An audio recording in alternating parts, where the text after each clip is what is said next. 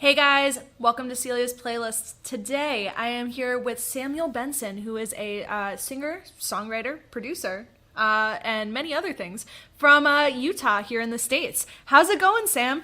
Oh, it's going great. I'm hanging out. I feel you, I feel you. How's your day going? Is it going well? I mean, yeah, it's pretty early here, so this is like the first thing I've done, really, besides, get dressed and whatever. So, I yeah. gotcha, I gotcha. I love the look, I love the glasses. Thank you. They make it so I don't get migraines, so they're helpful for me. Maybe I have to get those because my glasses, I don't know if they help me with migraines. But anyway, let's get on to the first question. So, Yeah. Samuel, tell me a little bit about your musical history. Like, tell me a bit about your background in music.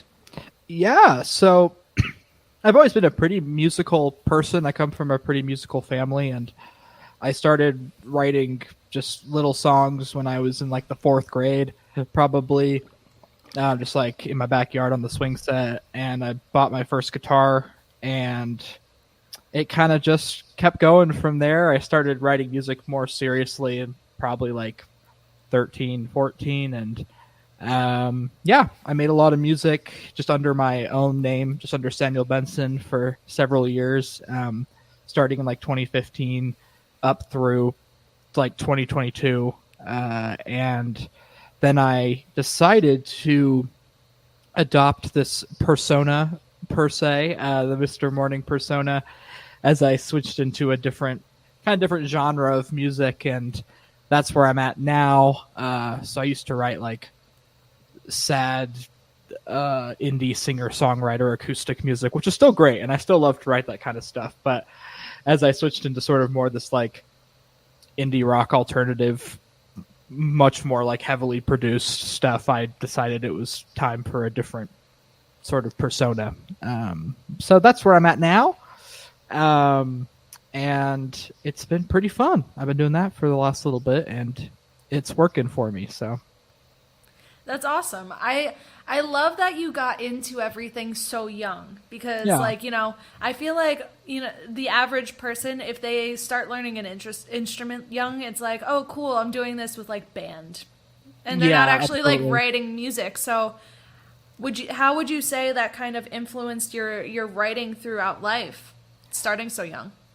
Yeah. I think it really, as my focus so early on, really helped me focus on the fundamentals of like songwriting. I mean, because I like to play guitar, I like to play piano, whatever, and I do all of that. But my focus was really honing my craft of writing and structuring songs and lyrics, and that's why like I say like I'm a singer songwriter more often than like I'm a musician, because like I wouldn't say my strong suit is that I'm like the world's greatest guitar player or piano player or whatever, like. But the songwriting element, creating feelings in people and the words and that stuff has always been more important to me, and has been something that I've been able to hone from a young age.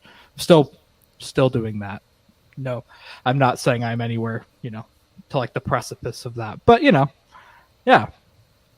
I gotcha. I gotcha. So you create your music yourself, correct? Like you do everything yourself, I do indeed. Just all of it. all of it, everything. So kind of like tell me a little bit about your process because I know that like obviously like the more indie singer songwriter stuff is gonna be a very different approach to the Mr. Morning stuff, which is like way more like punky, like Midwest or emo-y, like just Yeah. deliciously emo. Yeah, for sure.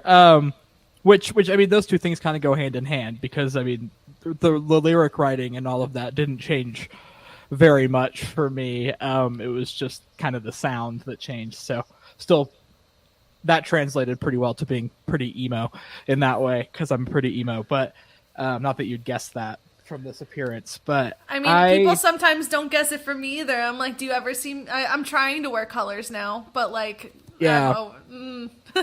It's the flower shirts that hides all the really deeply sad lyrics. But to answer your question about the process, I because I am such like a lyric first writer, like almost like not a poet because that sounds pretentious, but like the lyrics always come to me first as a person.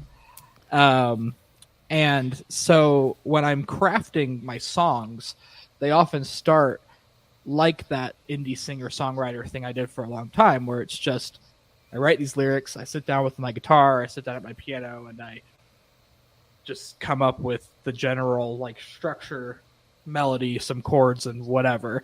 And then most of the actual like building of the songs in terms of lead guitar parts, synth parts, all of that just usually happens in the recording process, and that is kind of a necessity because like I don't have a band, so it's like I can't really do it any other way because I don't have like a drummer who can sit down and figure out some drum parts while I'm like trying to build a bass part or whatever. So it kind of all has to come together in the actual recording process in Logic and whatever.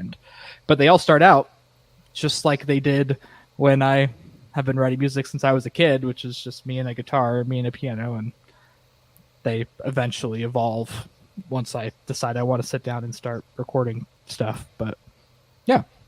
I gotcha. So when you're creating that, do you start with you and the guitar and then build everything around that, or do you start like typically with like drums, rhythm, and then build up to that?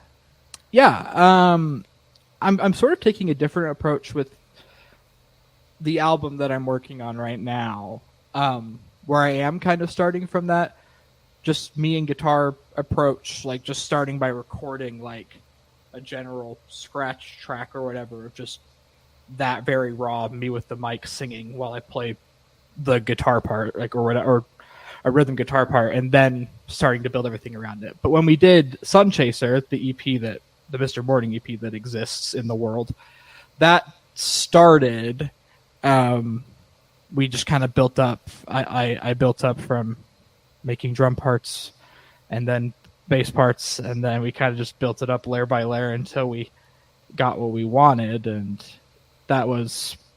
And I had spent, since there's only 6 songs, I had spent some time like trying to figure out some additional parts because I knew it was gonna be a more fully produced thing, but a lot of it kind of just came about through trial and error on the recording, and they went through a couple of different iterations and versions throughout. So I gotcha. Your Mr.Morning music was some of the first music that I listened to from Threads. You know that, right?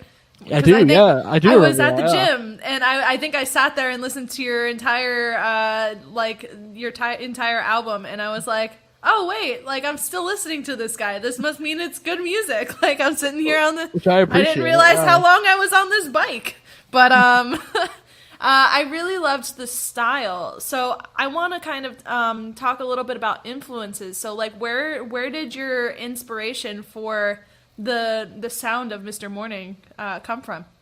Yeah, so I've always been drawn to this more, like you said, sort of. I mean, I don't know. Midwest emo people have some contention over.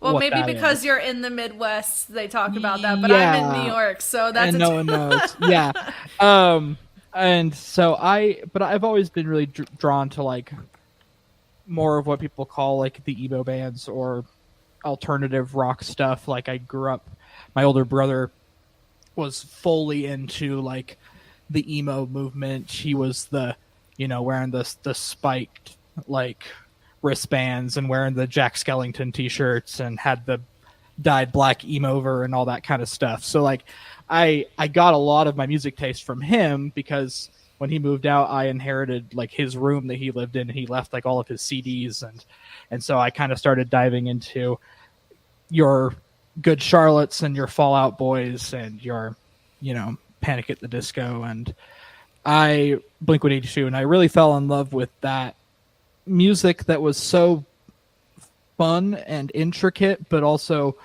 there's a lot of heart and depth, especially someone like Fall Out Boy, who I have a deep love for. Like Pete Wentz is such an incredible poet, like at his heart. And so the music just kind of serves to be a vehicle for that, and always has for them. And I just wanted to do a similar thing because for me, the lyrics are often the most important thing and the thing that I start with, because I'm trying to not bare my soul. Yeah, kind of bare my soul. You know, I'm trying to make sense of my thoughts and my world through music. And so I never want anything to get in the way of that. And I find that that type of music does a good job of doing that. So I'm inspired by a lot of those types of artists, and my earlier stuff of like the indie singer songwriter stuff, I feels more in line with like early like Dashboard Confessional. You know, there's a lot of just him with some acoustic guitars, but there's this still this deep like emo core to it. You're speaking my language over here. Yeah, this is all I of the figured. stuff that I grew up listening figured. to. I know that we have like a similar music taste, because whenever I post something, you're like, "That's a good song," and I'm like, "I know it's a good song." I know, it's the best. Yeah. It's always good to find someone out there that's just like in your like world and realm of music, and being able to share that with people is like a fun, interesting thing. Because if you think about it and you think about what you just said, especially with the lyrics, like sometimes like people can communicate by being like, this song is what I feel like right now. Oh yeah. Based off of like the lyrics. It's something that is I feel like it's kind of like a language in itself, being able to express yourself through music, but also express yourself through other people's music, because like us being able to pick up on the lyrics in a Fall Out Boy song and be like, yes, this resonates with me, is like it's something that just is a testament to like how much they put into their craft. And I love that you're putting that much like, you know, into your music and your lyrics and all of the things that you're putting forth too. So yeah, that's really awesome. It's just what's like I said, it's what comes to me first. And I like when I'm driving in my car, that's where a lot of it comes from. I'm listening to other music often, or I'm listening to like a podcast or like an audiobook or whatever, and I find myself just like thinking of these lines to try, like my brain's just trying to process the things that I'm feeling, and it comes out as like a stanza or like a certain line or whatever, or I'm listening to a song and I start just singing other stuff on top of it that's just like in my head to try and process my thoughts. And I was like, yeah, so writing music is just a way of not almost like journaling, in terms of like, I'm thinking about this right now, I need to put it into something, and it often comes out as songs, which is why a lot of the songs I've written, a lot of songs over my lifetime, and 99% of them will never see the light of day because are just a bit too like open-hearted in terms of like, I'm like, yeah, no one needs to hear that. Like that was for me, and that gets to live in the Google Drive, and no one has to hear that. But Mr.Morning was more of an attempt to be like, these are songs that I feel like they're still personal, but I feel like they're ones that are accessible enough to most people, and you know, like don't feel too much like just opening my diary to people. And but it's still, you know, I still like to keep that core because that's who I am. And I think the new album especially has some pretty vulnerable stuff on it that, yeah, I think people will, I don't know, hopefully connect with. We'll see. I feel like the fact that, like, I was going to say, like, it was like a journal or a diary, and then you said it, so we're on the same wavelength. Yeah, of course. But I like that you're making sure that the music is authentic to you, and you're putting out the ones that may resonate with other people, because I feel like we're in a place right now where authenticity is a huge deal, especially within, like, you know, promoting yourself and writing and all of those things. So it's great to know that, like, you know, obviously there's a line. You don't want to share like, oh my God, I this thing happened and I got a flat tire and this sucks. That's not the song you want to put out there, but like, if it makes you feel better, like, you know, it could be something that helps you. So I like that you have that delineation, because I feel like some people are like, I wrote a song, I have to do something with it. Or like, you know, or I wrote a song and I can't do anything with it. So like having like that kind of, I guess, filter. Yeah, sure. Filter. Yeah. It is kind of cool to hear about. Like, you know, what to you deems a song, you know, worthy of putting out to people? Yeah, great question. I think it's the ones that I keep coming back to, like over and over again, like the ones I can't get away from or get out of my head, like are the ones that I find are worth pursuing. And with the EP, like I mean, I believe one of those songs that's on there I wrote probably like 4 years ago, maybe longer, but it was just one I just kept coming back to. Like I'd be working on my old project, I'd be working on other projects with other people that never went anywhere, but like I kept pulling that song. I was like, oh, I want to do something with this. Like I really like it, and so I knew for that I was like, oh, then maybe other people will also feel that way. And then, yeah, and I think just ones that sort of connect to the general feeling that people are having now, like because there are specific things that I have and that I struggle with, like, and I'm not afraid to talk about those things in my music, with my struggles with like anxiety and ADHD and mental health and faith and all that kind of stuff. Like all of that is going to be on the record because that's who I am and I can't get rid of it. But a song like 224, which was one of the songs on Sun Chaser, like I wrote that song the day that like Russia invaded Ukraine, and that whole song was about like me trying to like understand and like cope with living through massive historical events like every other day, because we just had COVID and we had all these things going on, right? And I was like, I think a lot of people will connect to this, so it feels like a song that's worth putting time into and putting out, because I think people will connect with it. Plus, you know, also like just the normal pop music things, like, oh, this song's kind of catchy, or it has like like the chorus is fun or whatever, and so it's worth pursuing. But like the ones that I don't put out, I think, you know, there's a reason.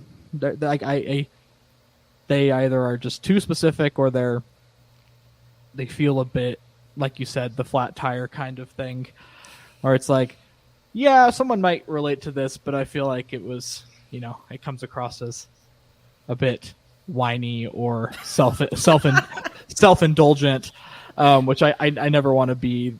I never want to be that. And yeah, that, I think that's my answer really, is that there's a whole level of different decisions, and I don't like go through a checklist, obviously. And I mean, I kind of did when I was working on the set list for the album, like the title track. There definitely was a narrowing down, and I think, and a lot of that was often I was like, okay, these songs are really similar, or like they have similar themes and touch on similar ideas, and like which one do I like better, or I think is slightly better written or whatever, and then toss the other one out. So it was going through a similar process, but not quite as heavily thoughtful. I gotcha. What I'm saying right here.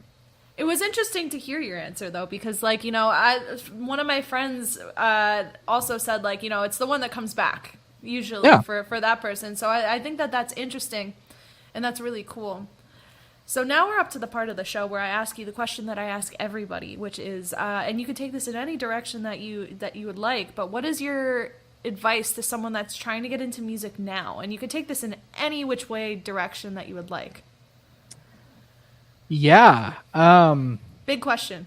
I mean, it's advice I'm trying to take myself as well, because I'm not a career musician or someone who's like, it's still, I would say, more of a hobby for me, you know. But like, I think this goes back to what we were talking about earlier, which is, I'm like, don't be afraid to just make music for yourself. A lot of the time, like, not everything that you create has to be a product that can be delivered to other people. We've been trained a little bit that like everything has to be content, or everything has to be producible and sellable, but the creative process is so valuable. And I call this I gave a presentation for college several years ago about what I call a scrapbook, which is just somewhere that you put all of your like, you know, crappy first drafts or crappy songs or whatever, just everything that you make, just put it somewhere. It never has to see the light of day, but it's like, it's valuable to hold on to all of the things that you make, even if you don't think they're great, because you never know. Like, there have been songs that I wrote like 7 years ago, and I was like, I feel like I wrote a stanza for that might work in the song, or that I like, and I'll go back and try and find it, and you know, and then it will end up becoming a part of a song that I'm writing 7 years later. It's just, I create for you first, and the stuff that will connect will, like we said, keep coming back to you, and that's what you know is worth putting your time and effort into.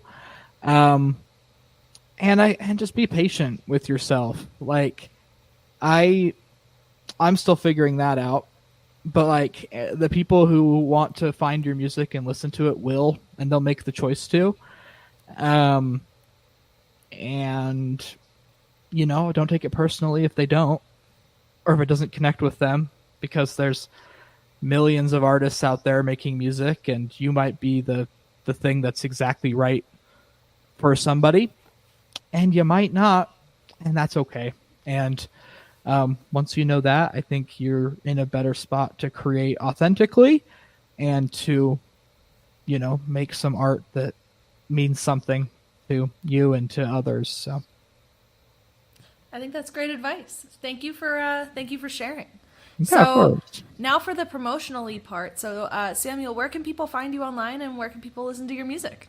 Yeah, so couple of places. I mean, you can find me on all of the major music streaming platforms as Mr.Morning. That's just Mr.Morning. Mr.'s not spelled out.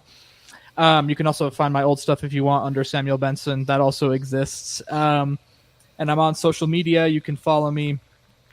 I mostly use like Instagram and Threads these days, so you can find me at Samuel Benson 98. That's my personal one, but it is open, and I do post a lot of stuff, especially if you like music recommendations and stuff, and pictures of my cats. I post a lot of those. And then the Mr.Morning stuff is it's MSTR Morning, all just one word. That's on Instagram, and you can follow me there. I post a lot of the process of as I'm recording stuff, and snippets of talking about the stories of the songs that I'm writing and that kind of stuff. So if you're interested in that, go give me a follow. And new music coming. Yeah, I'm not going to set a date for myself, because that stresses me out sometimes, but I'm working on it. But it's coming. It's coming. I might be moving several states away in the next several months, so that might put a pause on things for a little bit while I do that. But yeah, I am recording stuff actively, and the album is going to be called "Is There Something on the Horizon?" It's got a name, it's got an album art, it's got a track list and everything, and so yeah. Very cool, very cool. Well, I appreciate you hanging out with me today. You know, Yeah. I've seen you on the internet, and I'm glad that I got to speak to you face to face. So Yeah, this was literally the first time this has happened. I know, we've been it's connecting for months. So. Months, yeah. So thank you for being on. Thank you for hanging out, and for everyone, I will see you on the next interview. Yeah, bye, see you, guys. everyone.